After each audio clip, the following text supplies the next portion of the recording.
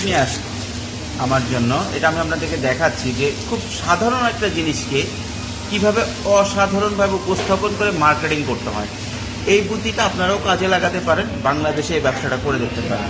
দেখেন কি দিচ্ছে এটার সাথে এই প্যাকেটে খোলার পরে এখানে আরেকটা পলি, এর ভিতরে আছে আবার কাগজের একটা ব্যাগ যাতে হাতে না ময়লা লাগে।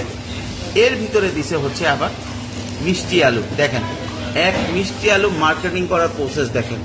1 টাকার মাল 10 টাকা বিক্রি করতেছে। 1 টাকাও না, এটার দাম 1 টাকাও না, কিন্তু এটা প্রসেস করে 10 টাকা বিক্রি করতেছে। দেখেন এখন এটার সাথে আবার দেখেন কি দিছে,